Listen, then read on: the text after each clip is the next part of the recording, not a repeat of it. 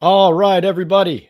It is Pat Leonard from the New York Daily News and the Talkin' Ball with Pat Leonard podcast. Welcome to round one of the NFL draft. This is our preview show hours before the Tennessee Titans end up officially on the clock. The New York Giants holding the number 3 overall pick. And of course, position players and quarterbacks in play, both in the first round for the Giants. Potentially. Really excited to dive into all of your questions. Going to start with questions instead of an opening statement today to get this rolling and see where you guys take it, where we go from here.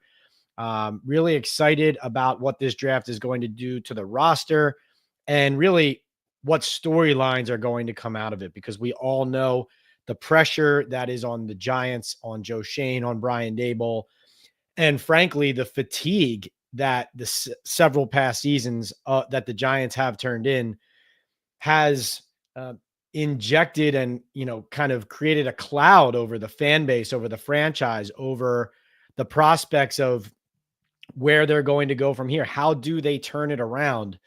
We're able to zero in on days and nights like these onto specific players, prospects, and hopefully project contributions that could come in the short term from a player that you get who's going to be on the field right away in year one, or in the long term for a player who is developmental and ideally can set a different course for a franchise that has lost more games than any other from 2017 to the present day.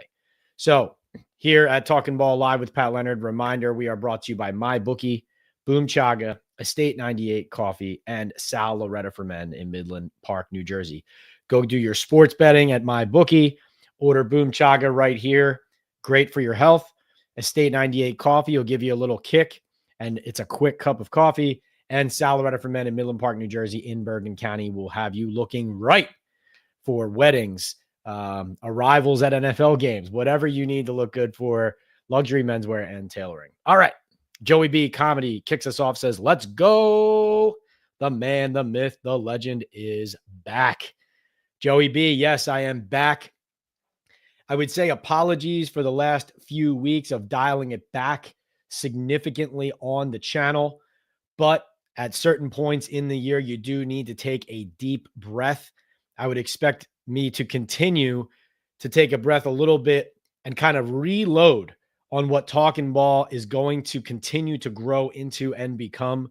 A lot of different fronts being managed now to continue to grow this community that you guys have been so supportive in turning this into a community that is a fun and exciting and safe place to have a discourse where we don't always agree, but we hear a lot of different viewpoints, I believe.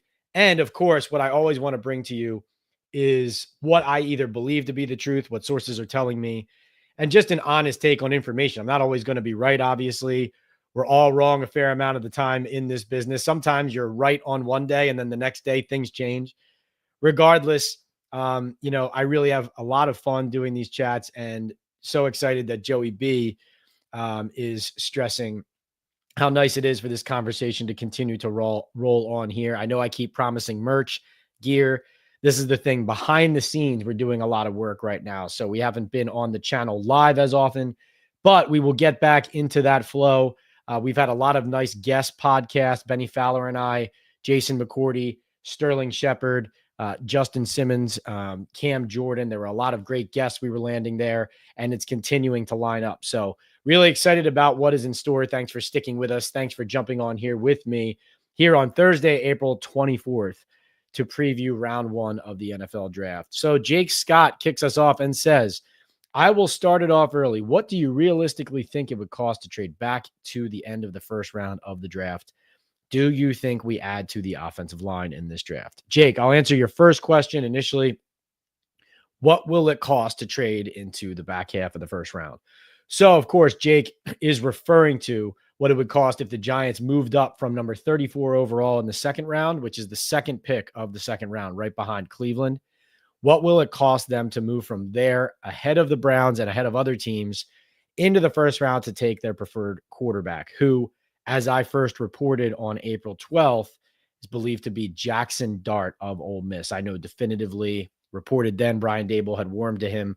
I have known since late March that Brian Daboll and Jaxson Dart had an affinity for each other. We've all seen a lot of people out there on the social media streets trying to take credit for old information. You know where you saw it first. I think it's probably it's on me a little bit for not being loud enough at that point. I think being in the New York Daily News with all that information should be enough. But I have learned my lesson, and if people want me to be loud, I will be loud. And I've been loud in the last couple of days and will continue to be. Won't make that mistake again. But hopefully you know where you read and heard it and saw it first. Information on their extensive work on Jaxson Dart and the fact that he could be their quarterback of this draft, except, to Jake's point, can they get there? Right? So this is a really interesting conversation we're going to dive into. To answer your question, Jake, because I'll answer all the different levels of this, what will it cost? Well, first, you look at who do they need to trade over. So in my opinion, the two teams you're looking to trade over to make sure you get your guy are the Rams at 26 and the Pittsburgh Steelers at 21. So let's look at the most expensive trade, the trade that probably gets you and assures you Jaxson Dart, right? This erases all doubt. Now, the Saints at 9, like when we did our mock draft of the Daily News, Antoine Staley and I did a co-mock draft. You can find that at nydailynews.com. When we did our co-mock draft, I gave the Saints Jaxson Dart at number 9. I know the Saints like him. That's a potential landing spot. Will they take him at 9 overall? I do not know if that will definitely happen. It's possible it will. It's possible the Saints could slide back a little bit and then take Jaxson Dart. The Chicago Bears, as I reported on Wednesday, have been calling teams ahead of them trying to move up. There are people who believe they're trying to move up for a pass rusher. Abdul Carter was a name thrown out there who could be the Giants' pick at number 3 as well. I was told with no uncertainty. So this is, two solid pieces of information here on the Bears. They're trying to trade up, and 6 of the 9 teams ahead of them are open to trading back. So that doesn't mean 6 of the top 9 teams are dying to move back. That means that 6 of the 9 teams the Bears are talking to are keeping that phone line open and entertaining that possibility. Okay.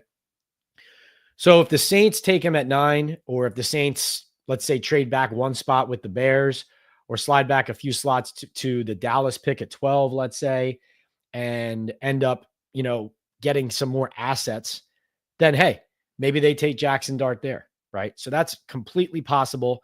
In fact, I think if Dart, I know if Dart wasn't so popular among a lot of the teams that have met him and liked him and worked him out, then it would be a much more definitive, the Giants are going to get Jaxson Dart conversation.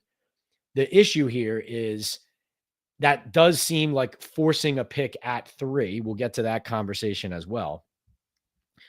But the issue here is you have a player who, if he's not worth number 3, but you think he's worth your 34 overall pick, and the Rams like him, which I reported in the Daily News on April 12th. The Rams like Jaxson Dart. The Pittsburgh Steelers at 21. There's a lot of people in that building who like Jaxson Dart. But I'm told, while there are a ton of people in that building who like Jaxson Dart, guess who prefers Shaddur Sanders? Mike Tomlin, the head coach, the guy who makes the decisions. This was the point of contention with Justin Fields and Russell Wilson last year. Justin Fields plays when Wilson is hurt. When Wilson gets healthy, Tomlin puts him in, keeps him in. Then this offseason, it ends up being a situation where Fields feels like he's not fully appreciated there, ends up leaving, coming to the Jets. Russell Wilson then ends up leaving as well. But what do we get from that? Mike Tomlin's a decision maker. He's the big dog. He's the guy who has the final call. So it could very well end up being Shaddur Sanders at 21. But the Giants don't know that for sure. There are a lot of people with the Steelers pushing for Jaxson Dart. So if you're trying to get over the Rams, you're looking at Houston, Minnesota, Green Bay, and the Chargers. That's in between the Pittsburgh pick and the Rams pick.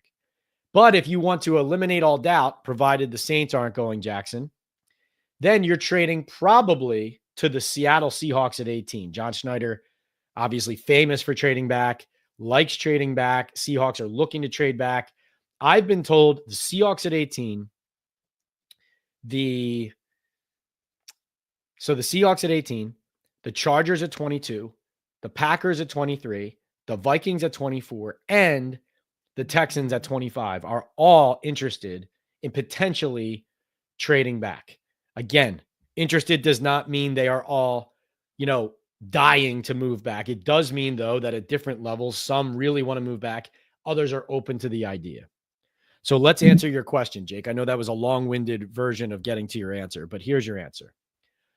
I talked to a couple league sources today about what this trade could cost. All right. Now, in 2020, this pick was traded a couple times, but in 2020, the Green Bay Packers ended up trading up from 30 overall to 26 overall for Jordan Love with the Miami Dolphins. And from 30 to 26, they gave up a 4th round pick. Okay. 136 overall they gave up. Now, at that time, though, did everybody know they were coming up for a quarterback? Was there a, quote, quarterback tax on that trade if they were only spending a 4th? Doesn't look like one, right?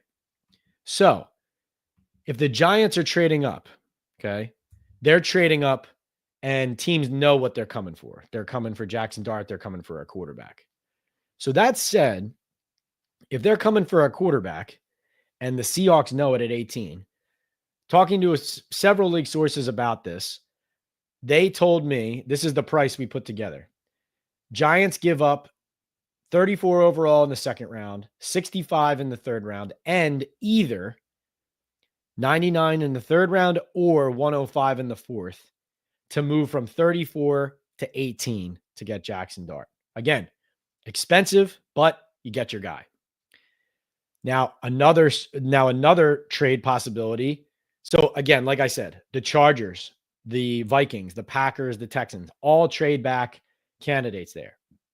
Hypothetically, if the Giants are just jumping the Rams there at 26 and they go right in front of them to the Houston Texans, you might be looking at 34 overall in the 2nd, 99 overall in the 3rd, and 105 in the 4th for 25. Now, does that sound steep to you?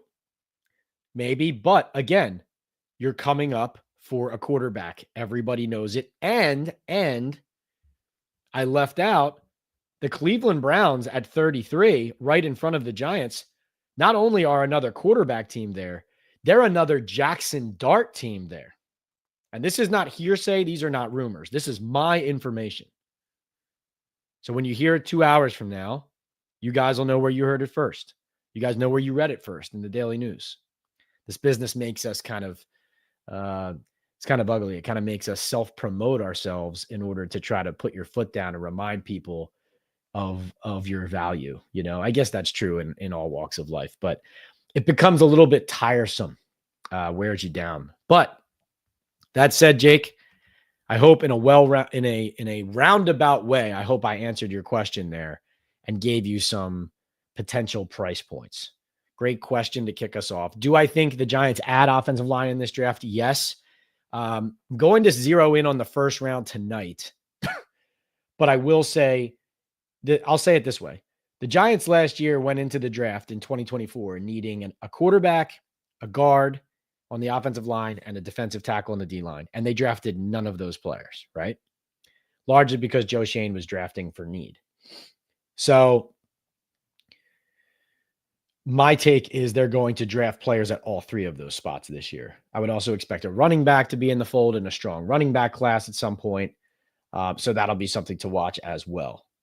Reminder, guys, if you have a comment or question you need answered first, or you'd want to support the channel as well, purchase a super chat or super sticker. Great way to support the channel and to have your question answered immediately if your time's running short, etc. But those are my early answers, and let's keep going. Jake says, what are your thoughts on Milroe in the 2nd if Dart goes early? Yeah, I think that's a good reminder there. The Shaddur, Milroe, Shuck workouts despite their preference of Dart, I know they doubled back on that and did more work on them there late because they understand the dynamics that I just described on Dart. They understand that there's a lot of other teams that like him and that there's a chance they don't get to him, right? And because remember this about Joe Schoen. Last year, like, he does believe there are things that general managers and coaches say at the podium that aren't always 100% true. But Joe Schoen does believe in value on his board in the sense that last year there were 6 quarterbacks drafted in the top 12. But the Giants did decide that 3 of them were worth it and 3 of them were not, right? They were willing to trade up for and or take Caleb Williams, Jaden Daniels, Drake May. They were not willing to even stay at 6 and select Michael Penix Jr., Bo Nix, or J.J. McCarthy, even though they all ended up getting picked in the top 12 anyway. So not every quarterback is on Joe Schoen's board, right? That's something that he just showed us last year, which is important to remember. But I know that part of the reason they doubled back on it is because they know the Saints, the Steelers, the Browns, the Rams are all possible dart landing spots. And even if you're trading up aggressively, look, you got to get over the Browns. You got to get over the Rams. Maybe you got to get over the Steelers. So, yes, I do think, listen, Jake, I don't know this 100%, so I want to be clear about that. I don't know this 100%. But I do think Milroe is a potential outcome if Dart gets plucked before the Giants select there. Could they take Shaddur? I mean, I know Shane throughout the process liked Shaddur a lot. There is not a consensus, though, in the building. It would still be very exciting and interesting if they took him in some scenario. But it's setting up to look like the Steelers are going to take Shaddur, assuming Mike Tomlin makes the decision, which he usually does. And then you're thinking, are the Saints kicking back and taking Dart? Is it the Rams? Or is it between the Browns and the Giants? Who's more desperate? Who gives up more assets? We'll see. But Milroe, I've talked to people in the league. They believe that Jalen Milroe is of that second tier of quarterbacks. So essentially remove Cam Ward at number 1 to the Titans. The second tier of quarterbacks, there's a few different people said this, different versions of this same point to me, that the one elite trait among all of those quarterbacks in that second tier is Milroe's running ability and speed. So that's something to remember. When you look at what's their fallback plan, right? I will say this. I keep couching this. There hasn't been a lot of talk about Quinn Ewers and the Giants. Not every team feels the same way about every prospect. I just know there's some people who think that Ewers is the best all-around quarterback of all of them. Behind, like, in that second tier there, in that back area of the draft there. So, out of the first round type thing. So, like, I think Ewers' name, it's been very quiet around him, but it wouldn't surprise me if he ended up, Browns at 33, if it's not Dart, or, I'm not saying the Giants are going to take him. I'm just a little bit curious why that name hasn't been louder around them and every team there. And listen, he could end up, 3rd or 4th round. I mean, I don't know. None of us know exactly how this is going to land. I just know some people I trust believe he's a better player than some other people do. That's all. Joey B weighs in with a super chat. Joey B, thank you so much. He says, are you coming to the stadium and am I saving you steak? Going live after round 1? Joey B, I don't think I'm going to make it over to the stadium, but I will let you know. I'll be in those DMs on IG and I'll let you know. I always, though, in these types of scenarios, my answer usually is yes initially, because what I want to do is participate in that tailgate. But then I get into all the pre-draft work and preparing my knowledge and information and research and finalizing calls and texting people back and putting stories together that I know I'm going to have to run up online the second these picks happen and those types of things. So it usually gets a little bit too crazy, and I'm not, that nervous energy, that exciting nervous energy that you have at that moment makes it tough for me to just hang out. So just to be honest, but I appreciate that invite. Joey B is going over to the stadium for that NFL draft party that the Giants are having. So enjoy that, Joe. And thanks for being here. And thanks for that support and that super chat. I really appreciate it. Dan Mazzina checks in with a $2 super chat. The great Mandini. Thank you, Dan. What's going on? He says, does Daboll change his approach and attitude this season? That's a great question. I mean, John Mara said he would prefer that he gives up play calling, and all indications are he's not going to anyway. So that should give you an indication of how much he intends to change. I think he knows his back's against the wall, and I don't disagree with, if your back's against the wall, standing your ground on whatever you believe is, your best qualities, the best things you do as a coach, as a person to save your job. I do think it's going to get ugly, though, because he struggles controlling his temper with his staff, managing his staff. The offense-defense clash has always been there since he's been a head coach. You go back to the Wink Martindale, and then even last year, his post-game comments late in the season. That's what happens when you have a quarterback while simultaneously ripping Drew Lock, but taking credit when Drew Lock plays well. I think the most interesting subplot, and it's not really the subplot, it is the plot of the Giants draft. And you guys can take a look at kind of how I put this all context together in the Daily News. It's up on the website now, nydailynews.com. But Schoen and Daboll more than ever have been functioning as separate entities. Like, coming out of the season, I reported this definitively. There were people on the personnel side who really wouldn't have minded and wanted the coaching staff to be turned over, because not turning over Daboll and the coaching staff meant, maybe now the front office and coaching staff are tied at the hip, to either sink or swim, versus maybe they could have reset the clock, reset the whole dynamic if they got a new head coach into the building to pair with Joe Schoen. So that's part of why Shaddur is interesting, is if any team that drafts Shaddur, you immediately start thinking, if the coach is on the hot seat, you start thinking, how long till Deion's the head coach here, So I know Deion just re-signed and got a new contract at Colorado, but like if the Giants were to take Deion Sanders, the story immediately becomes, how many weeks is Daboll going to last this season before he gets fired when they're 1-5, and then everyone's talking about prime time coming in to coach his son in New York. Not saying that's going to happen, but that's a completely fair thing that people in the league have talked about. Dan, do I think he's going to change his approach, attitude? Honestly, I think he's going to dig his heels in even more. I don't think he has it in him to change. Thank you for that question. Good question. John says, odds of Thibodeaux getting traded with Carter on the team, Thibodeaux contract coming up, and he hasn't lived up to getting picked 5th overall. I'm not going to sit here and report that Kayvon Thibodeaux is getting traded, John, and thank you for that question. It's a very good question. But I will say that this is not empty rumor talk, and what I mean by that is this.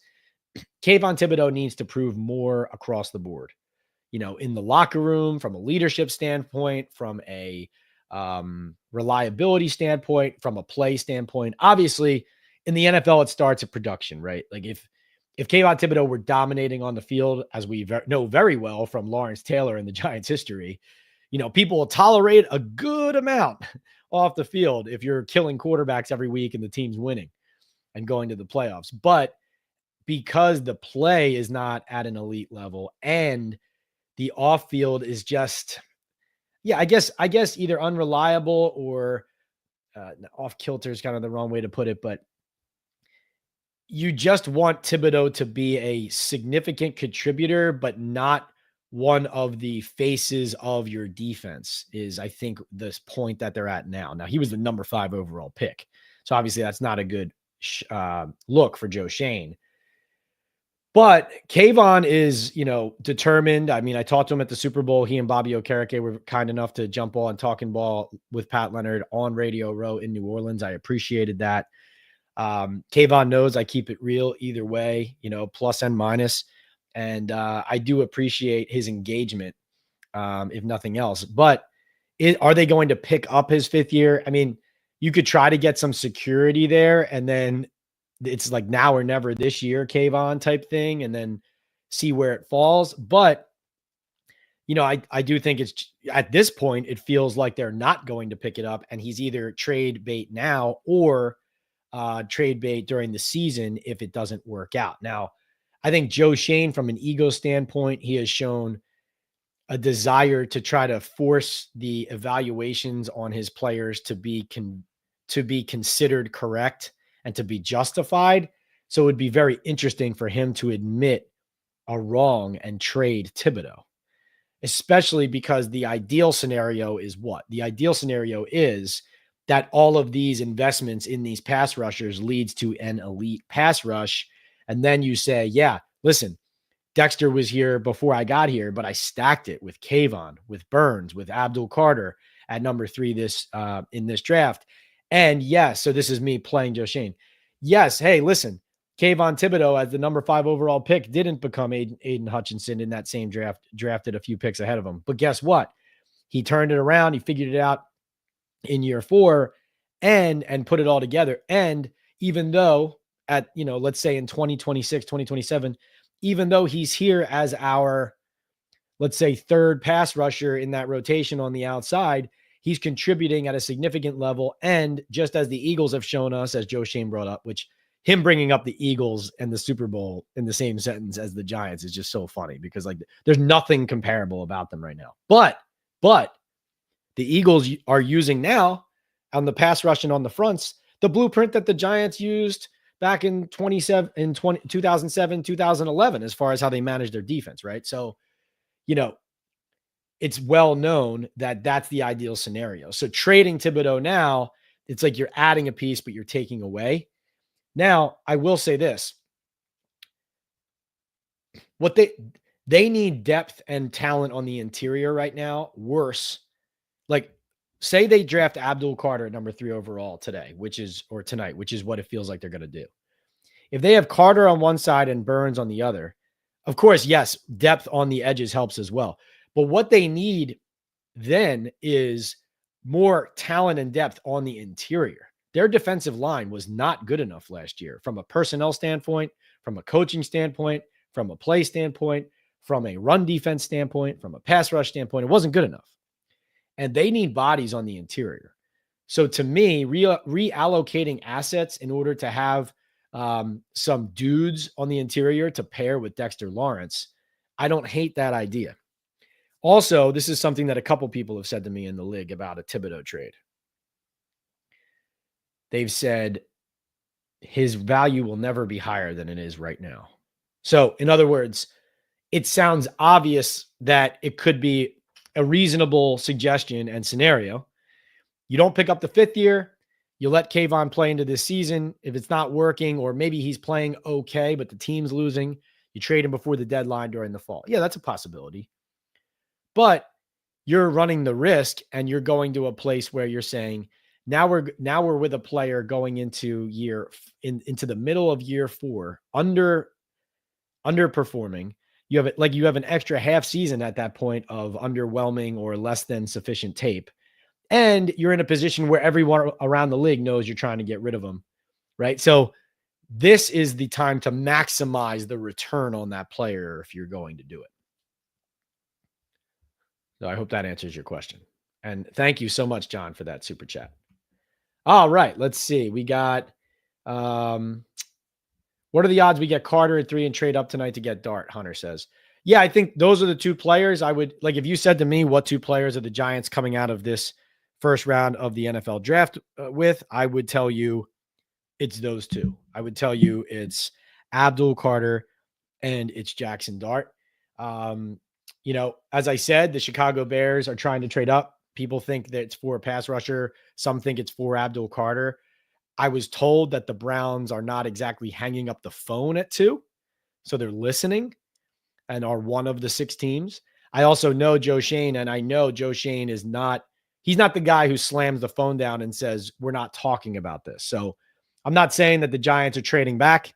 I'm just saying I would imagine Joe Schoen keeps the lines open because that's been his history. We know last year he tried aggressively to trade up for Drake May at number 3. And that's another thing to remember about the Giants trading up for Jaxson Dart. Joe Schoen put together a big trade package to try to move up to number 3, and the Patriots just said no. So Joey B kind of answered that. What do I think is going to happen? Joey B says, do you think if we get Carter, we package Kayvon? Right, just answered that. Jake says, if Carter isn't a Giant at 3, let's just become Detroit Lions fans. I mean, I think if he's there at 3, he's the guy. I just believe that,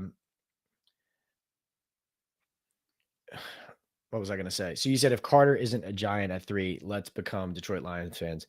Right. Like I said, if he's not a Giant at 3, I think it would be because the Bears got to trade up to 2 with Cleveland. Like if Cleveland stays and takes Travis Hunter, which is what a lot of people think is going to happen, then so Abdul Carter is, by almost anybody you talk to, Abdul Carter is the top football prospect on the board overall that's not a quarterback, right? So it's an even top prospect overall, just from a football standpoint, even over Cam Ward from a full evaluation.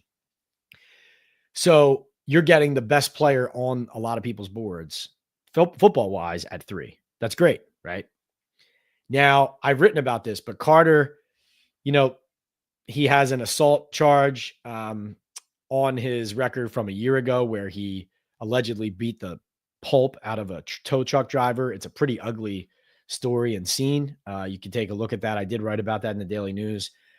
Also described to me as not as popular of a teammate at Penn State as Micah Parsons was, and is a little bit of a numbers stats chaser in a pass rush standpoint. So can play out of structure to get sacks. Essentially, you can work with a guy like that, obviously. But that part of the evaluation, of course, from the Giants standpoint, especially considering Parsons was a guy that they did not draft and they traded out of the spot, and then the Cowboys got him.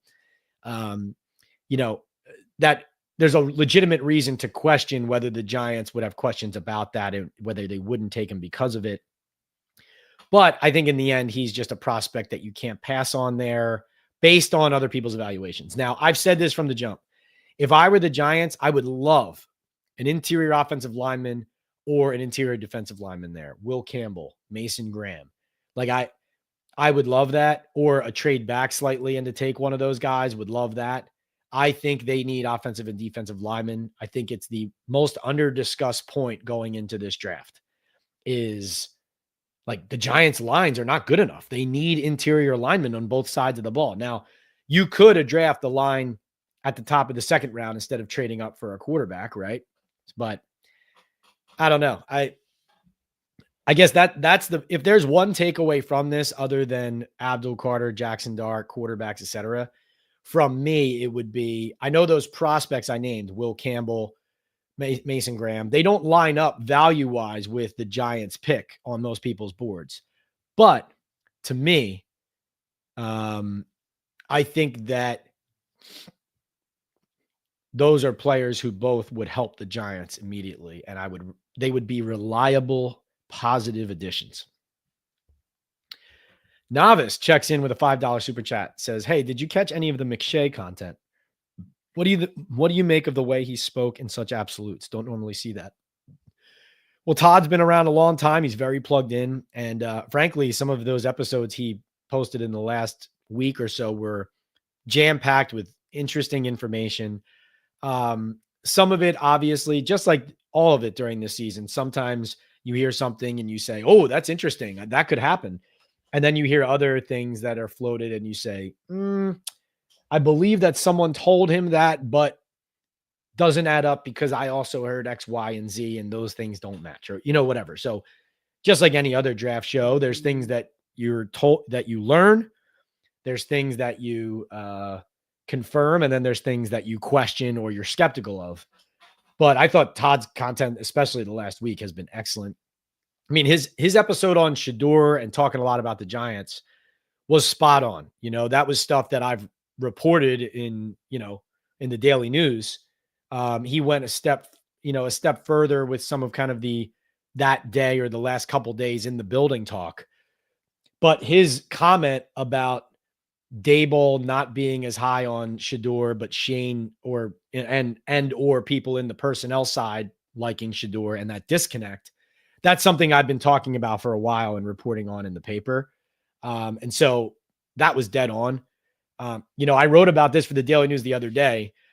The one interesting part about the Shaddur Sanders conversation that, of course, you want the decision, you need the decisions ultimately to be about football first and foremost, right? So that goes without saying. But the Giants literally, they might not have a reason for you guys as fans to show up at the stadium after Halloween this season.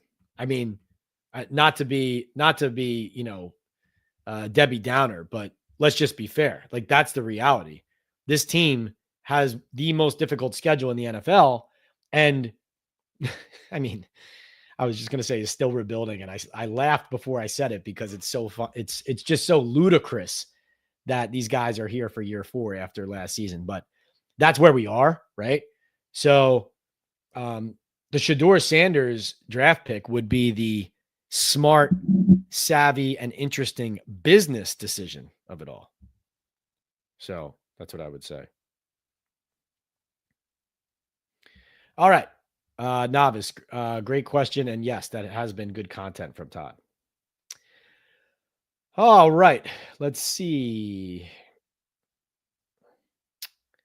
Let's get back into the queue here. Jacob says, smash that like and sub button for the best reporter in the business. Thank you, Jacob. Over under phone calls answered by Pat on the stream is 5. Have had more texts come in on information. Have told some people, or if they call, you kind of silence it and you say, hey, text me, I'm live right now, that kind of thing. Definitely not at that Schefter level yet where I have to jump every 5 seconds off camera and walk to the back of the studio.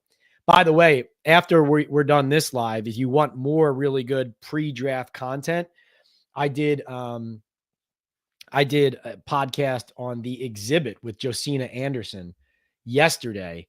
And, it's going to be old news and information really once the first round of the draft happens tonight. But it was a really good discussion and breakdown of Shaddur Sanders, the Giants, and a conversation about why and why not, and getting into the biggest lightning rod of the first round and of the draft. And let's face it, the Giants did so much work on Shaddur and have been so interested in Shaddur for so long that if they don't take him, that will be a huge part of the story as well. So that's the exhibit. Josina Anderson, Josina well, her channel, her account on X and everything. And she's obviously a big time national newsbreaker and reporter and insider. But go check out that interview after we're done here, because that's more of my insight. We dig deeper into Shaddur and we talk more about that business angle, the off field, the conversations and disagreements in the Giants building about why not. Really interesting stuff. Let's go. All right. So Mike says, is looking for the next Josh Allen, great athlete that needs his quarterback skills honed, a fool's errand? Are there any quarterbacks who have had a career path like Allen? It is a fool's errand from the standpoint, Mike, of Brian Daboll finding his next Josh Allen. Not only is there not another Josh Allen, but also Brian Daboll hasn't done anything with any of the other quarterbacks than he did with Allen. Like, he got the job in New York off of that work in Buffalo with Josh Allen, but he doesn't have some huge track record of developing quarterbacks and turning them into something, right? That's not a thing. That's a myth. So yes, it is a fool's errand. Now, I do think it can be instructive on what Brian Daboll likes and can be looking for from a standpoint of mobility and feeling like, in his mind, he can develop or tighten up the throwing part of it. Size obviously matters when the Giants are drafting quarterbacks traditionally as an organization as a whole. Joe Schoen on the CJ Stroud, Bryce Young, he came down on Stroud largely in part because he was not, he wasn't going to, the Giants weren't in a position to make that pick. So it wasn't like it wasn't a thing that they had a chance to get either of them. But Shane wasn't going to go for a short and slight guy like Young over a guy of Stroud's size when he felt like they were both really good players. So that gives you a little bit of a window into how he thinks size-wise. Obviously, Dart is not an enormous prospect, but a put together athlete and quarterback who has been compared physically to Jalen Hurts in Philadelphia. Wouldn't that be nice? But yes, Mike, from a standpoint of looking for and expecting the guy to be Josh Allen, that is a fool's errand. I will say this, though. Milroe and Dart both add up. Dart as the main guy, but Milroe as a backup plan from a standpoint of mobility and then throwing and things and coachability that you can work with. The thing about Dart is all the coaches and people who have met him love him. So Daboll is one of them. I mean, let me put it this way. When I reported on April 12th and wrote an entire story on all the work the Giants had done on Jaxson Dart, which included Senior Bowl extensive work, um, NFL Combine extensive work. After the Combine, an early top 30 visit to East Rutherford, and in early March. Oh, got to take a call. Hold on. Stay here, guys. Important call.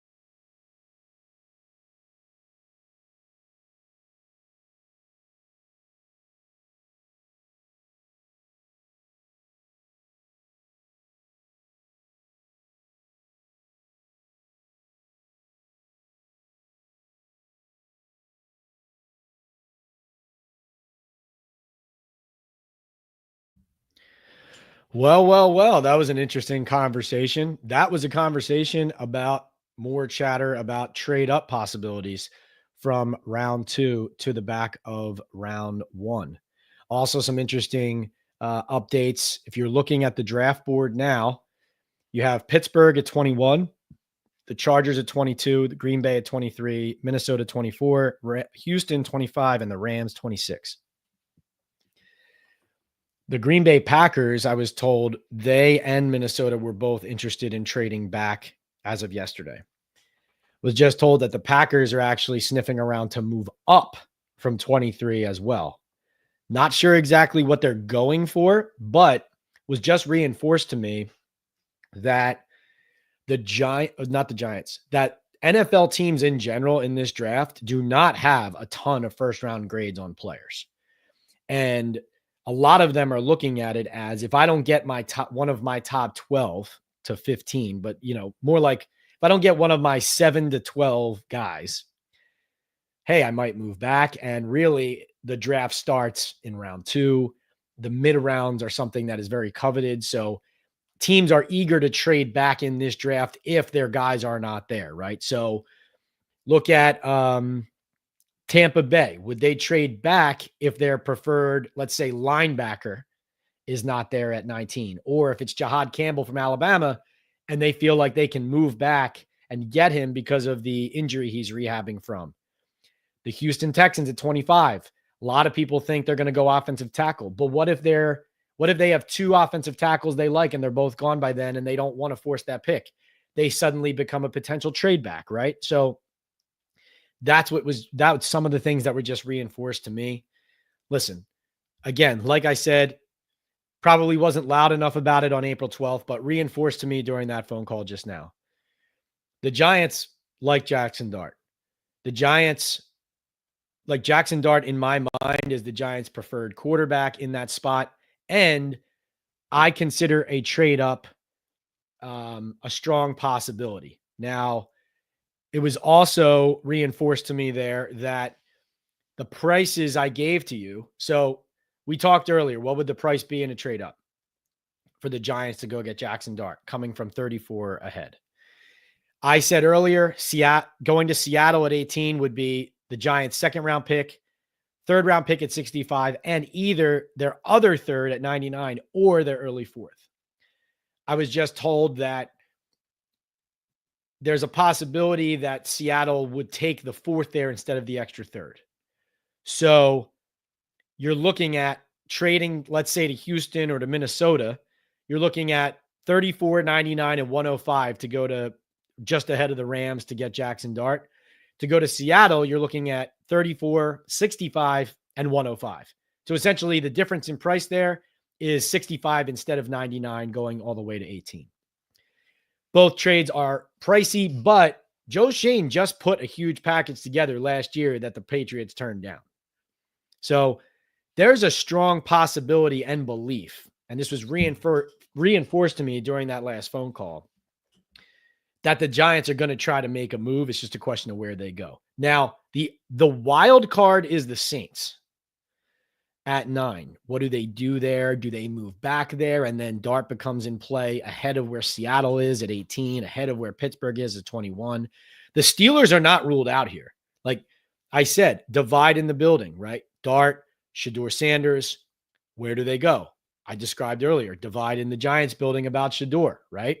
So this is what's creating the uncertainty and the interest in the hours and the minutes leading up to the first round of the NFL draft. A lot of intrigue building. I'm going to try to keep getting through your questions, but it was essentially reinforced to me during that phone call that everything we've talked about is strongly possible when it comes to Jaxson Dart, when it comes to the Giants, but also don't rule out the Saints. Don't rule out especially the Browns. So again, not to keep beating a dead horse, but this is the conversation here. If you're the Giants at 33, or at 34, you're thinking about coming over top of the Browns at 33, who might be trying to trade up as well. The Rams at 26, the Steelers at 21. And then what are the Saints doing? They're at 9, and then I believe they're at 40. So what are they doing? right? Can you wait if you're the Giants and get your guy there? Probably not, because Cleveland's there at 33, right? So it automatically starts the conversation about moving up, right? So D-Pat says, do you think the Dart stuff leaking the Giants may take him at 3 now? Do they love Dart that much, or is Dart just throwing a dart? I mean, my good friend Sal Palantonio was in the Giants building yesterday and had a couple of really good reports on ESPN yesterday. And he said directly from Joe Schoen's mouth that Joe Schoen and others in the building were stressing the need to get a player early who can help them on the field this season. So I think the way the Giants are viewing this, and Joe Schoen has made this clear in his comments to us too, right? So this is what he has said consistently. Because they don't have a grade high enough on a quarterback for 3 overall, which is what everybody believes, because they don't have that, and because they're under pressure and need to win now, they view this as get a player at 3 who can help us and then go get the quarterback after that. That is the way I am reading it. That is the way a lot of people in the league view it. Let's see. Jake says 3 would be too high for Dart. He would have been a round 2 guy in the last 2 seasons drafts. Jacob says, hey, Pat, I was a naughty boy some years ago. How can I get unblocked to follow you again? You're talking about on X, I assume, Jacob. You could put your handle in the chat, and I will unblock you, Jacob. Take you out of the penalty box. Jacob says, for anyone tuning in, Pat Leonard is a columnist for the New York Daily News. He does these lives to answer fans' questions. If you want your questions answered immediately, then you can support the channel. He's talking about with a super chat. So if I'm not close enough to your question right now and you don't think I'm going to get there, I haven't addressed a pressing issue or topic, you can purchase a super chat or super sticker and it rises to the top of the queue. That reminds me, I had 1 or 2 come in while I was on the phone. Candyman, my man. What's up, Candyman? How you doing? Great to see you. Great to hear from you. Candyman is an OG here on Talkin' Ball with Pat Leonard. Candyman says, no quarterback after Ward is worth trading valuable draft capital. Milroe is akin to buying a lottery ticket to get out of debt. Build the line at 35. Candyman, don't hate that. I do think the Giants feel some pressure to take a quarterback, though. And as I've been reporting, they do like Jaxson Dart very much. To your point, Candyman, Joe Schoen has shown us in the past, he has shown us that he's not just going to take any quarterback to take any quarterback, right? So like we talked about earlier, last year, there were 3 they wanted in the first round and 3 they didn't think were worth the 6th overall pick. Now you could still argue they should have taken one, right? Very much so, based on how last season went with Daniel Jones, with the quarterback position, how desperate they are now. But the point is, Joe Schoen has shown precedent for exactly what you're talking about. So that's a really good point, fair point, and opinion. They do need to build the fronts. I agree. They do need to draft a guard. I do think they need interior line help on both sides of the ball. Xavier says, how about Milroe? I think is what you mean. How about Milroe? I think Milroe is a guy who has an elite trait and running ability and speed. So Brian Daboll could envision him as a backup plan to being a guy that he could develop and work with, but of course is not over Dart on their chart. Not to rhyme, but we've got rhymes here on Talking Ball with Pat Leonard. You're welcome. Let's see. All right. So I'm saying this too, and I obviously need to try to get a better answer on this, but I'm super curious about Quinn Ewers and where he fits, because that's the one name that has not been trumpeted loudly from the rooftops. And I'm very interested about why, because there are people who like him a lot. And I'm talking league wide now too. All right, let's try to get through the queue here. Steven says, Pat, I'm having an anxiety attack. PFT put it in my head that Philly or the Cowboys trade with the Browns taking Carter, continuing the nightmare from Parsons draft. Can you see that? Philly going with the Browns to 2? Wow. That would be a wild trade. I mean, you're saying to go to 2 from 32? Man, oh man. I mean, I would love to see that trade package. That'd be something. So the Cowboys or the Bears trading up to 2 is something like I reported about the Bears trying to trade up. I was told yesterday that the Browns were one of the 6 teams answering the phone at least at 2. I don't know if that's going to happen, but I do think that's an interesting one. Jacob says, do you think it could be a smoke screen with Jaxson Dart? Maybe similar with being high on JJ McCarthy. Could it? Because it would be worst case for Schoen and Daboll to have their primary target leaked. I will say this, Jacob, to put this in perspective for everybody, because I know there's a lot of reporters out there claiming that they knew Jaxson Dart and they figured it out this week. But this is not this is not new information. In fact, like I heard in late March, mid to late March about Jaxson Dart and Brian Daboll, and reported it in early April. And it did not, get out to the level that it's being discussed now because of all these extra reports coming in this week. But there was a long period there where, in part due to my restraint and vetting and further reporting and not dumping everything out right when I was told everything, because some things are off the record initially, those types of conversations, right? There's a lot of nuance to how this job has to be done right. And so there was a long period of time where it didn't get out, so to speak. But then I put it out, and now it's being, confirmed in a lot of other places. So it existed for a while. It wasn't always, it's not like this week it suddenly got out though. It was well known to some people behind the scenes and some people in the league. And once I reported on April 12th, it was known in general.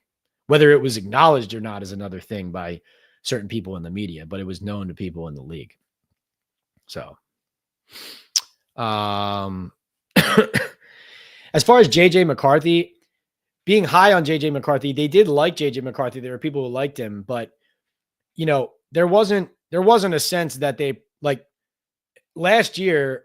My final judgment on that was that Drake May was the guy they were trying to go get. And that was what they were trying to do. Now, no one knew for sure if they would take McCarthy if May wasn't selected, but I had heard and did report going into it that I was told that the Giants liked McCarthy, but more as a second round prospect. So it turned out that was accurate information. But again, that wasn't uncertainty that wasn't like people thought JJ was their guy and then he wasn't there. That was just about, levels of interest. Oh, so Jacob said, yeah, you can support the channel with a super chat if you want your comment or question answered immediately. It's a great way to support the channel. It's not mandatory. If you just want to ask a question, Pat will try to answer them all one at a time in the queue. Ken says, Pat, you really pissed off the serious host just now. Kidding. I think Milrose slips to 65 and we should wait and take a D tackle if someone like Walter Nolan from Ole Miss falls. Don't hate that comment, Ken, at all. As far as serious, yeah, Bruce Murray and I are good friends. We've known each other for a long time, going back to working with SNY together. That was funny. Well, it's funny because when you're doing radio like that, like when I did have a question back to Todd Haley, and so I directed it back at Todd after answering a question of his, and then Bruce kind of jumped in and said, I feel kind of left out. I want to jump in here too, So Bruce has a good sense of humor about it, but sometimes you go back at people and then you don't address who it's to. You don't use a name, and then there's confusion and it makes bad radio because no one knows who should be talking, right? So, that's the fun part about these things. But no, Bruce was just kidding. Cool, Steve. And as far as Milrose slipping and taking an interior lineman at 34, don't hate that from a process standpoint. Cool, Steve says Shane's son dropping Dart highlights, please not at 3. Yeah. So, yeah, Steve, I don't know if that was a thing that Shane's son posted recently or that he posted before and that somebody screenshotted and now is posting this week, because again, like I said, a lot of people waiting to hear the consensus develop on Jaxson Dart and then claiming like they were there the whole time. So this might've been something he posted before and now is being shared that somebody noticed.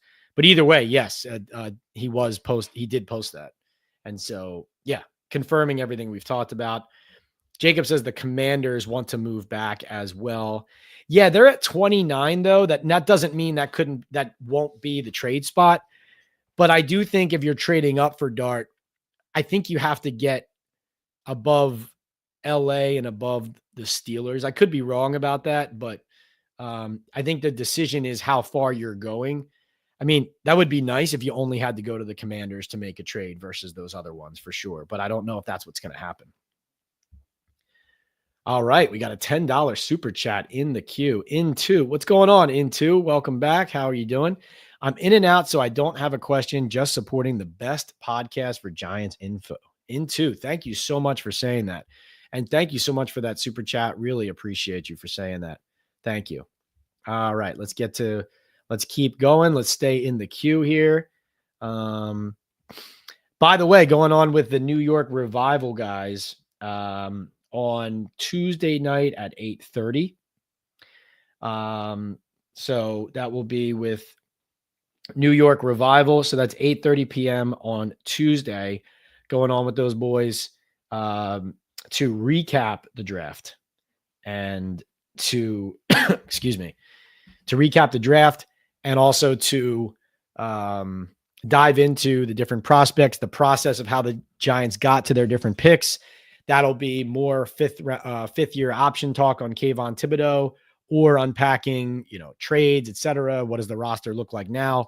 What are the fits for players? What are the Giants' plans for these picks and for their lines and for their roster? So that'll be a lot of fun. 8:30 p.m. Tuesday, New York Revival. Check that out. Always love going on with them. This will be my second appearance on Revival. They have great content. One of many great Giants content shows and content creators. All right, let's keep going here. D-Pat says, any insight into reports that Sanders Daboll interview didn't go well? I just know in general that there's people in the Giants building who, like, going back to Colorado, like I said, doing those late evaluations and private workouts with Sanders, with Milroe, with Shuck, that was, due diligence about the guys that they probably, that they have behind Dart if they can't get to Dart. But the Shaddur visit, I was also told definitively and reliably, it was also about doing even more work on him as a person, not just as a player. In other words, people in the Giants building, and it certainly appears that Brian Daboll is one of them, but people in the Giants building wondering about how coachable he'll be, how he'll handle the spotlight, even though he's used to it here in New York, how he'll handle criticism, how he'll handle not playing right away, possibly, right? Like, and kind of doubling back on concerns and lack of comfort with the off-field part of him. And so that was a real thing. And the divide in the building about that is real. Jacob says, talk your shit, Pat. Let's effing go. Jacob, I'm telling you, man, I've been laying low. I've been trying to take a deep breath. This business is starting to exhaust me, and I got a little fed up with all the clout chasers and people taking credit for information that's been out there for 2 weeks. Not cool. Not cool. All right, let's see. Do I think the Giants get Dart at 3 overall? No information on that other than just the conversation. I actually had this conversation with Bruce Murray and Todd Haley on Sirius XM radio earlier. It's a conversation about, you always support, if a team truly believes a guy's a future franchise quarterback, take him as high as you can. Like, take a swing. Even the Dave Gettleman, Daniel Jones pick, even though a lot of people were skeptical of it in the moment, you can still defend the idea of feeling this guy is a franchise quarterback and I'm taking him because he's going to change my team. Like, if your evaluation says that and you're not reaching past the evaluation out of desperation, that's a thing. Now, you're not going to find anyone in the NFL who's going to say Jaxson Dart is worth the 3rd pick in this draft. So that would be viewed in the NFL as an extremely desperate pick. Also, again, the Giants internally and publicly have said they need help in this draft to continue to improve the roster to win more games in 2025. So abandoning the ability at 3 to get a player who helps you now is, to call it a risk would even be putting it mildly and lightly.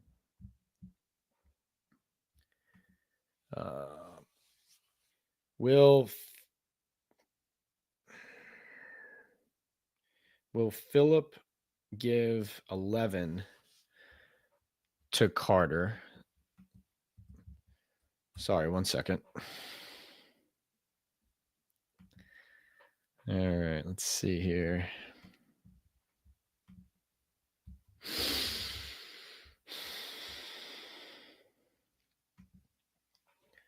So you want to know if Phil Simms would give 11 to Carter. 56 is off the table, but retiring numbers for 50 years when there are only so many is ridiculous.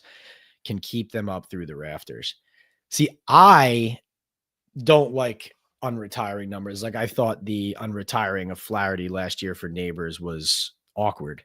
And I don't like it. I understand you can't run out of jersey numbers, but I don't know. Hard to do it before a player earns it too, is another way I feel about it. But to each his own. Candyman says, love the Abdul Carter pick if it happens, but not convinced we should give up valuable draft capital for any quarterback in this draft. If Dart falls, great. Jake says, as a Syracuse grad, I could be biased, but I love Kyle McCord in the 4th or the 5th. John says Milroe has 8.5-inch hands and fumbled 48 times in college. Oh boy. With the schedule being so tough, if Joe has a good draft and the team still stinks, will Joe Schoen stay and head coach get fired or both go? Appreciate you, man. Thank you, Alex, for saying that, for your question. I think right now, both of these guys' jobs are on the line this year. I do consider Joe Schoen closer to safe than Brian Daboll, though. I also believe that in your scenario, yes, that's a possibility because I do sense that ownership. Joe Schoen is a political operator, and I do sense that there are relationships on the ownership level that could end up protecting him in a scenario like the one you just illustrated. Although, obviously some of us may disagree on this, but like the Giants are trying hard to tell people that last year's draft was a success and a great draft. It might be a good draft. For me, the jury is still out. So Neighbors is obviously very talented, but from the standpoint of the draft, it might be a good draft. If they have a really good draft this year and it's obvious right away, it will be the first draft that was obviously really good right away. And let me be clear about something too. I saw somebody say that last year's draft helped save jobs. They went 3-14 last year after that draft. What are we talking about? Sorry, get me fired up. All right. A2 says tonight's the night, eh? John says he would take Tyler Shuck at 99 or 105. Quite a handle there. My predictions, if the Giants will get Jaxson Dart and when and what the trade would be. We talked about that. Todd says Tyler Warren to the Bears. I was told they're trying to trade up and people think it's for a pass rusher. We will see if that comes to pass. Candyman checks in with another super chat. Thank you, Candyman. He says, if Daboll is such a QB guru, why did it take him so long to see Daniel Jones was not the guy? No faith in him or Shane. Exactly, Candyman. Look at all the quarterbacks he worked with. Jalen Hurts just won a Super Bowl MVP, and when Brian Daboll was coaching him at Alabama, they had to bench him at halftime of a championship game. All right, that's not an opinion. That's a fact. Hunter says, hypothetically, if the Bears trade up to get Carter at 2, is Hunter the lock for us? I would think so, based on people's evaluations of the players at the top of the board. Maybe the Giants trade back in that scenario, though, or try to trade back. I don't know. That's my hunch is it would be Hunter. But like I said, I would love for the Giants to just solidify their lines. They desperately need to still. Pat, please get the Kings ransom and collect a ton of picks. Take Dart or Sanders, then Grant, D tackle, and whoever else, says Tommy. All right. Hey, Pat, what have you heard about Sanders? It seems like the building is split on him. They are. I'm going into this assuming they are not going to end up with Shaddur Sanders in this draft. It would be interesting. It would be exciting from the standpoint of if they took him, why? I do think part of the reason would be the business angle of it. It would be putting butts in the seats. Xavier, I'm not sure. I think I might have forgotten to answer this question. No, we did talk about it, but to get a little bit into Milroe as well. I don't know where they view his value as and what's too rich, what's not for Jalen Milroe there, but I will say, elite trait, running and speed. Could you see? I could see Brian Daboll in his offense that puts everything on the quarterback. Him saying, "Okay, I got my mobility here, and then, I can work with the other part." So he's a developmental prospect, right? Let's see.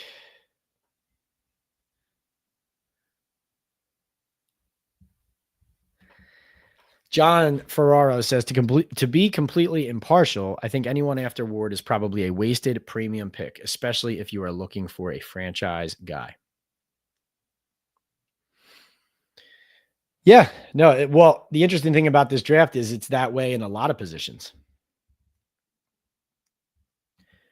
What did Shane like receiver, D tackle, offensive line, offensive tackle, etc. There's a lot of positions that feel that way. What did Shane and Daboll sell Mara to keep them? Surely it wasn't a Russell Wilson and Jameis Winston quarterback room and no future quarterback. Yeah, John Mara and the Giants are just moving the goalpost at this point. You know what I mean? It's like you heard him on Black Monday, John Mara's review of the team and what the team was, but why they were still being retained was ridiculous. I mean, it just reflected that they have no standards at all anymore, and they're just going to shift the goalpost to do whatever they want. I mean, they want stability, but what did they sell? Definitely Joe Schoen sold that draft class and convinced John Mara that it's a good draft class. There was definitely, some implicit, if not more, finger pointing at the coaching staff. Although John Mara decided to retain that coaching staff and retain Brian Daboll. I mean, the sale on the quarterback room was absolutely not what it has become. That was, one of, plan D or whatever it is.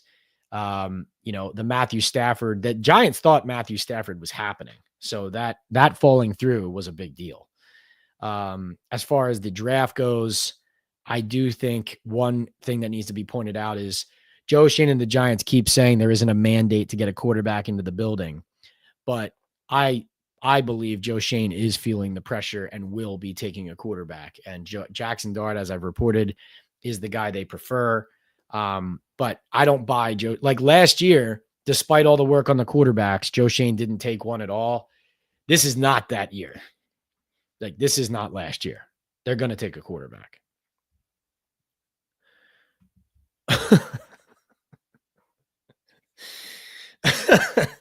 NYC says, what is the earliest we could see Daboll, aka Fat LaFleur, get fired?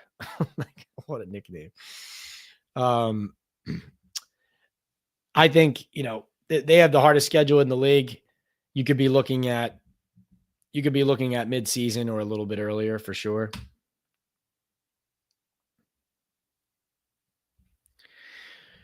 John, I mean, last year he was in trouble early before they beat the Browns in week.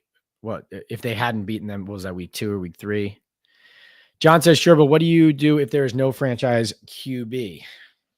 Yeah. No, do you just not take one? You're saying, Novice says, finally caught another Talking Ball live. John says, you don't trade Kayvon Thibodeaux. Didn't they learn anything from Leonard Williams, Julian Love, Saquon Barkley, McKinney, et cetera? You were supposed to build on talent. I don't think anyone would consider Kayvon Thibodeaux the level of those players as far as what he's contributed on the field or off the field, John. But I hear you about, if you're not a good team, you try not to get rid of good players, right? So I hear that. Tommy says health and wealth to all. Thank you, Tommy, for always weighing in and looking out for us all. Let's see. Miz thinks that getting Abdul Carter makes the Giants a dominant defense. Facts. Interesting. That would be the hope. I don't believe that is certain. Let's see. Tommy says trenches, and rotational players. O-line, D-line, secondary. Simeon says, watch Joe Schoen take a punter with the third pick. 3 wins. Let's see. Okay. Ken says, if you want Dart, swap picks with the Patriots, get a 2, then swap with Jacksonville Raiders, who want Genty to get a 2 or a 3, and then take Dart at 5 or 6. How we might even be able to flip the 5 or 6 to the Jets for a 3. I like where your head's at, Ken. You're thinking. This guy says, will the Giants really get Jaxson Dart? Because I would go naked and walk the streets tonight if we get him. That's too much information there, but I'm glad you're excited. Giant Topic says, hey, Pat. Hey, Giant Topic. What's up? Looking forward to tonight. Hoping this front office is smart and makes the right decision by drafting Shaddur. Keep the great work up as always. Thank you. Interesting. A Shaddur fan there, a person who wants the Giants to take Shaddur. I like it. I like where your head's at as far as, adding some juice to the convo here.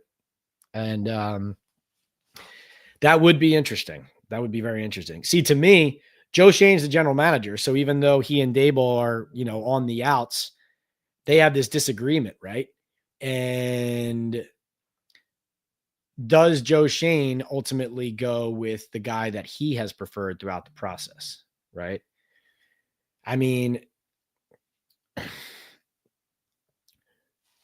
I think what has been told to me is that throughout the process, Joe Schoen liked Jaxson Dart. What I've been told is, since mid-March, Brian Daboll likes Jaxson Dart. Very, very good relationship already. So, given that, there was, okay, how are they going to come to a consensus? What I understand is, while Schoen was very high on Shaddur Sanders throughout the process, with the disagreements in the building and the debate about the player, the person, the whole package, the future franchise quarterback, part of the reason Jaxson Dart is the Giants guy that, the preference is because Schoen, in a lot of people's minds, has come around to that fact through his own evaluation, conversations internally, etc. What would I do if the Giants drafted 3? I mean, again, like I said, you can always defend swinging for a franchise quarterback. There is nobody who thinks he is worth that pick based on his abilities. It would be surprising. But I think, based on where Shaddur Sanders' stock has been, it's interesting immediately if they don't take him at 3, just because where his stock started. Bill says, would you trade down 1 or 2 times out of round 1 to gather multiple second and third, then load up on lineman, running back, and a second-tier quarterback? Bill, that's interesting. I think they're so high up at number 3, though, that, like I said, this draft, there are only a handful of players that people consider either elite or top players or worth those picks up there. And so the Giants are high enough, though, that some of those players are available. And Joe Schoen even said himself, we like where we're at there, so or he said, we like what's going to be available to us at 3 or whatever. Right. So I think they make that pick because they're not like, let me look at the board again really quickly. They're not, say, like the Atlanta Falcons at 15, where if you only have 12 first round picks on your board, you could be in no man's land just outside of it, those kind of things. Right. By the way, just to remind everybody, here's the Giants picks for this weekend to start it out. Excuse me. They have 8 picks in this draft, number 3 overall in the first. They have 34 in the second round, which is the second pick of the second round. They have 65 in the third round, which is the first pick of the third round. They also have 35 in the third round. They have the 35th pick of the third round, which is 99 overall. Then they have the third pick of the fourth round at 105, the 18th pick of the fifth round at 154, the third pick of round 7 at 219, and the 30th pick of round 7 at 246. Their original picks there are 3, 34, 65, 105, and 219. Picks they've acquired. 99 is a comp pick for Xavier McKinney. 154 is a pick from the Leonard Williams trade. And 246 is a pick from the Boogie Basham trade. So that's the Giants' capital going into the draft. Reminder, we are brought to you by MyBookie, Boom Chaga Mushroom Super Drink, Estate 98 Coffee, and Sal Loretta for Men. There's a QR code on the bottom of your screen for Boom Chaga, or it's Talkin Ball 25 is the code. My code at MyBookie is Pat's Picks. Sal Loretta for Men, Midland Park, New Jersey, luxury menswear and tailoring. Tell them that Pat sent you from Talkin Ball.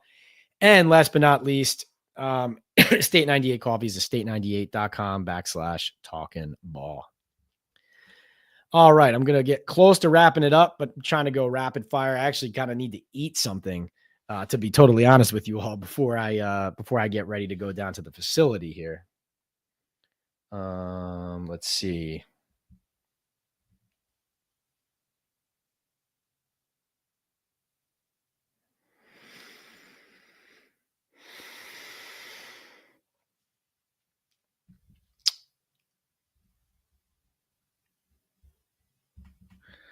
All right, let's see.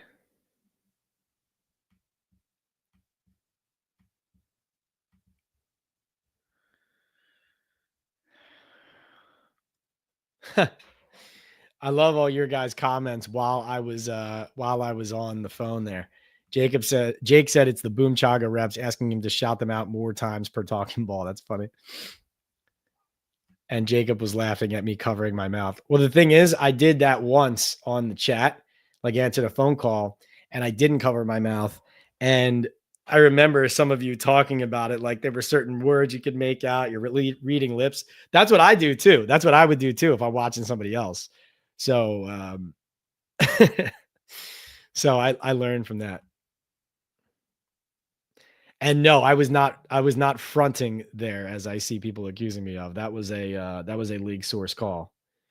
Here's the bottom line. If that was somebody who was not telling me information, I would have said to them, I'm live on YouTube. I can't talk now, but it was somebody who was telling me things about the Giants trying to trade up into the first round, the Browns as a candidate to do that, and the competition there for Jaxson Dart. So that's what it was. Otherwise, I would have kicked them off.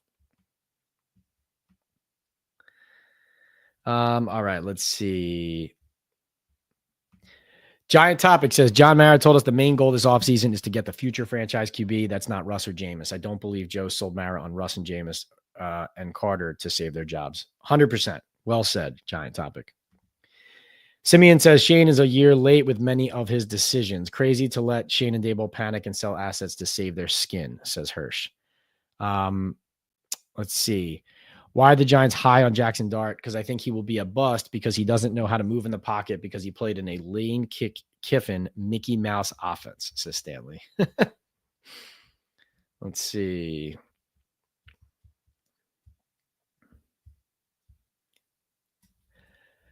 D-Rock says, Pat, are you a subscriber to the Mike Francesa podcast newsletter? I am not, D-Rock. Why? Did something interesting happen on that newsletter? I will say, the other night when the Knicks lost, I saw a clip posted from Francesa ranting on his podcast about the Knicks, and it was great stuff. And I immediately checked in and started watching the show live, late night. Because I don't really watch the NBA closely during the regular season, but I'm all over the playoffs. I'm on my bookie during the playoffs, if you know what I mean. So, but yeah, no, should I? Mike Mayo thinks the Giants want the teams behind them to think they like Dart. Interesting.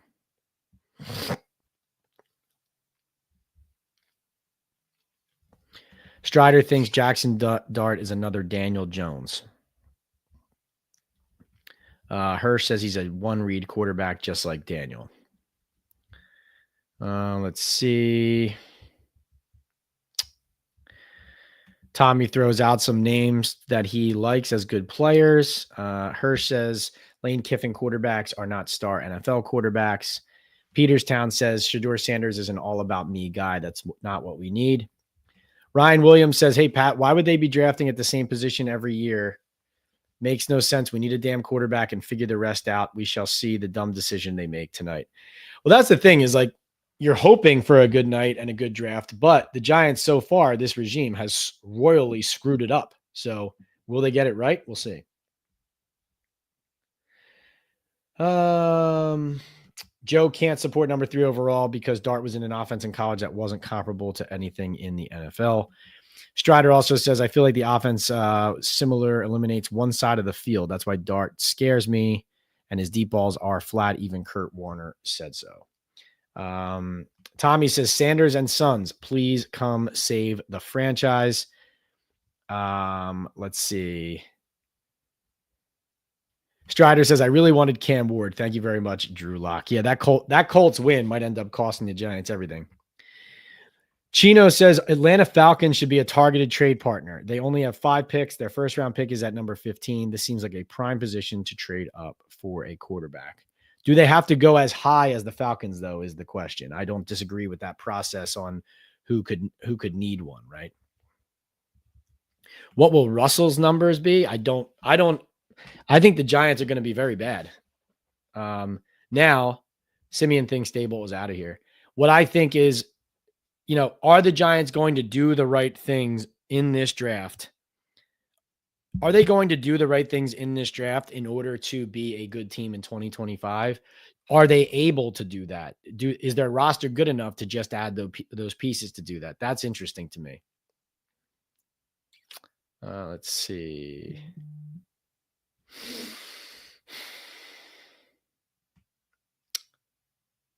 All right. Danny Dudd says John Mara is the problem.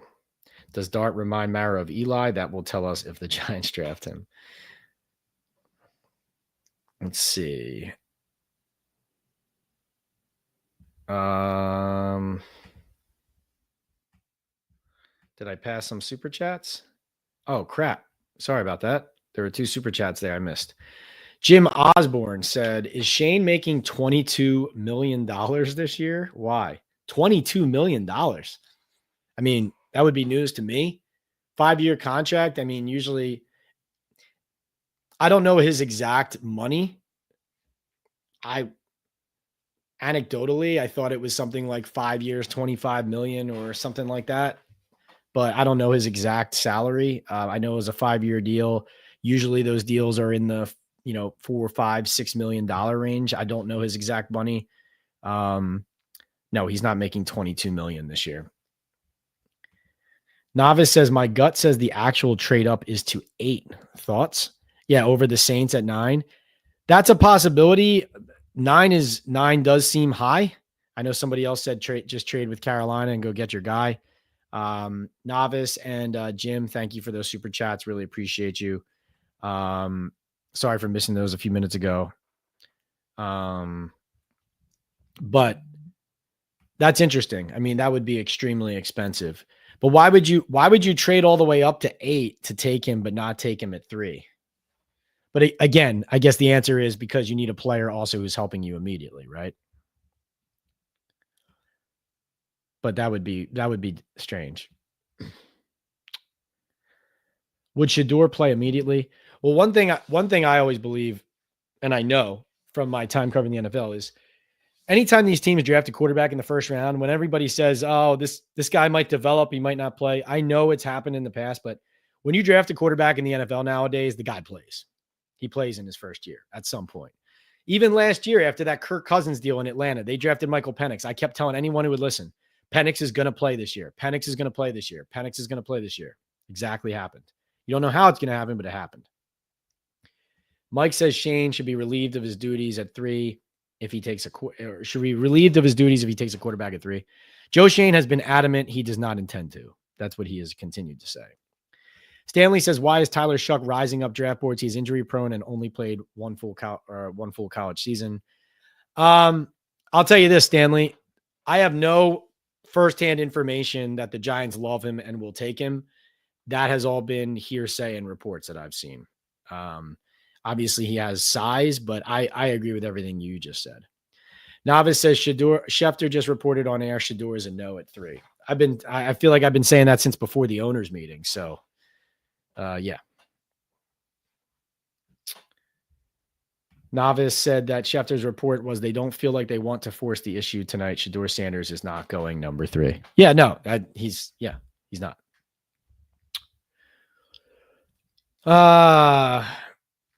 And again, that's a huge story, right? Like, it's a huge story that they did all this work and that they don't believe he's worth it. Pick 34 has to be the D tackle. Grant, need him next to Dex to stop the run, says Tommy. I love reinforcing the interior. If they draft Dart, will Mara give him 5 years to prove he's the guy? Hard pass on trading up, says Blue Badger. They can get a good quarterback in the 3rd or the 4th. Let's see.